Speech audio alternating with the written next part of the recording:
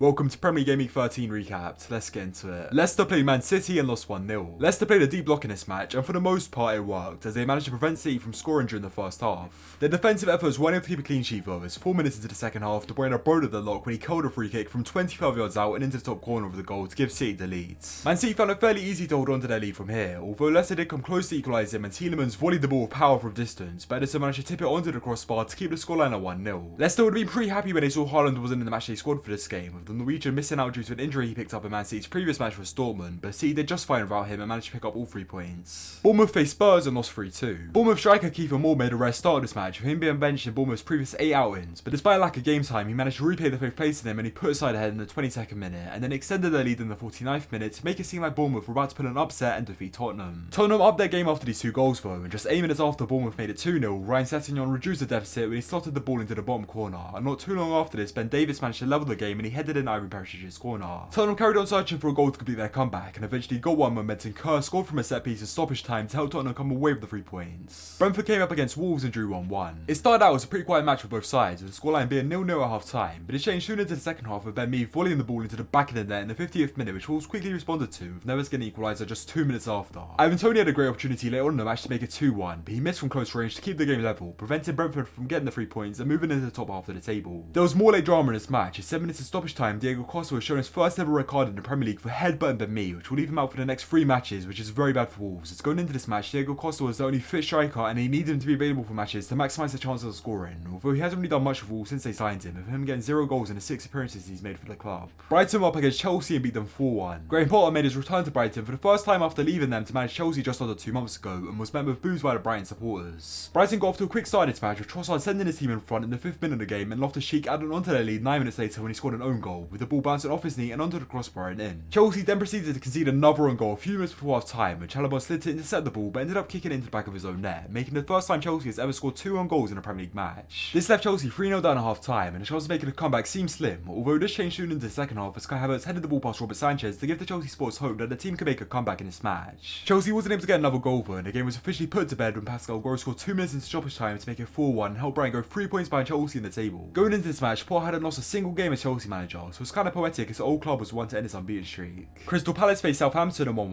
1-0. Southampton held top the league Arsenal to a 1-1 draw last time out, and would hope to come away with a point or 3 in this match too, but this became a lot harder to achieve when Edouard broke the lock in the 38th minute of the game after a well-worked attack by Crystal Palace, finally putting them in front after they scored a few good chances before this. Southampton did improve in the second half, but were unable to find an equaliser despite coming close a couple of times, leaving them in 17th place and at risk of dropping into the relegation zone as they're just 1 point above Leicester. Newcastle played Aston Villa and beat them 4-0. Newcastle dominated Villa in this game, but weren't able to score until Villa's goalkeeper Martinez had to come off the pitch and be replaced by Olsen due to a head injury, with Callum Wilson opening the scoring for a penalty 10 minutes after this, just before the whistle blew for half time. Callum Wilson then managed to go Newcastle second in the match in the 56th minute, which was followed up 3 minutes later by a Joe Linton goal to make it 3-0. Not too long after this, Almiron scored to seal the win for Newcastle, continuing the excellent form he's been in, with him being the highest goal scoring midfielder in the league this season with 7 goals. Callum Wilson assisted his 4th goal, making it to his 6 goal contributions in the 6 matches he's played since returning from injury, which could persuade Southgate into calling up to the English national team ahead of the World Cup in a few weeks' time. Fulham came up against Everton and drew 0-0. Mitrovic had 10 shots in this match, but wasn't able to put away a single one due to a combination of good goalkeeping from Pickford and poor finishing from himself. But despite Mitrovic and his teammates not being able to score in this match, it didn't matter too much as Everton were unable to score as well, leaving both sides with a point and extended Fulham's unbeaten streak to 4 matches, helping them rise to 7th place in the table. Although Everton would hope to get the 3 points in this match, they can feel proud they managed to keep a clean sheet against Fulham, who are a very attacking side, with Fulham being the 4th highest goal scoring side in the league going into this match and scoring 106 goals in the Championship last season, which is the 2nd most of all time. Liverpool were up against Leeds and lost 2-1. Rodrigo scored 4 minutes into this match when he capitalised on a poor pass by Joe Gomez, who tried to pass the ball back to Alisson but instead passed it towards the feet of Rodrigo, leaving him with a simple tap in to send Leeds in front, showing early signs that today may be Leeds' day. Leeds didn't stay in front for very long though, as 10 minutes later Salah equalised the game and he turned in Robertson's cross. Both sides had chances to take the lead after this, but it was Leeds who got the win in this match when Crysencio Summerville scored a last minute winner to give Leeds their 3rd win in the season and their 1st since August, helping them climb out the relegation zone. This match put an end to Van Dijk's unbeaten streak at Anfield, with him starting 70 games at Anfield before this match and not losing a single one until this game against Leeds. This loss also means Liverpool are now 8 points away from the top 4, showing just how poor the season has been so far, with everyone being used to seeing Liverpool going toe to toe with Man City the past few seasons. Arsenal faced Nottingham Forest and won 5-0. It didn't take long for the first goal in this game, with Bukayo Saka assisting Man nearly 5 minutes into the match. Saka was forced off the pitch due to injury after the assist, but his replacement Reece Nelson did a fantastic job, with him scoring 2 quick fire goals soon after half time to extend Arsenal's lead to 3 goals, and then assisted Partey for Arsenal's 4th to get 3 goal contributions in 8 minutes. This would have felt like a dream for Reece Nelson, who came through the Arsenal academy and last played a Premier League match for Arsenal over a year ago in their own match against Brentford last season. Odegaard then scored the final goal in this match in the 78th minute to seal the win for Arsenal, helping them reclaim their position at the top of the league. Finally, Man United played West Ham and won 1-0. Academy product Marcus Rashford was man to get United's goal in this match, with him heading in Eriksen's cross goal was in the 38th minute to get his 100th goal for Man United and become the 22nd United player to reach that milestone. This goal was enough to secure the 3 points, extending United's unbeaten run to 8 matches across all competitions and helping them climb to 5th in the table, with them now being a point away from Newcastle and 4th with a game in hand.